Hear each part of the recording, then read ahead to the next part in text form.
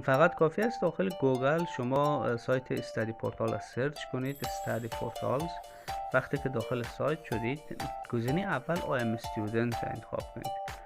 وقتی آیم استودنت انتخاب کردید، براتون سه گزینه میاد: بخش لیسانس، ماستری و دکترا.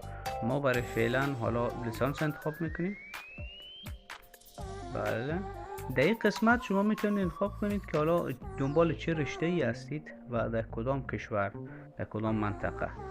ما چه انتخاب میکنیم؟ بزنس لا رو انتخاب میکنیم و کشور مشخص انتخاب نمیکنیم.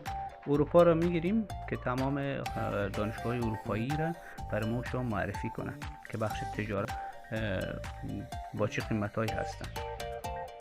و میبینیم برنامه 4 ساله هست، سال 5000، 17000 در لندن است، 4 ساله داره 18000. دانشگاه بسیار متفاوت از هر کشورها است با قیمت های بالا. حالا ما چطوری دانشگاه رایگان و برنامه های آموزشی رایگان چند ساله رو بتونیم پیدا کنیم؟ از این قسمت شما فقط کافی است که پایین ترین قیمت انتخاب کنید.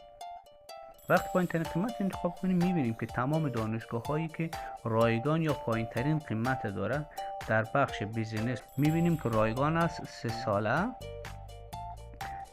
دانشگاه کلن جرمنی است و بعدیشی ایرلند است.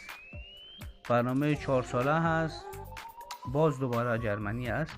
برنامه های 3 ساله، 4 ساله رایگان یا حتی قیمت های پایین تر برشون معرفی میکنه. خب ما یکی از دانشگاه را انتخاب میکنیم، مثلا دانشگاهی که در کلن جرمنی است.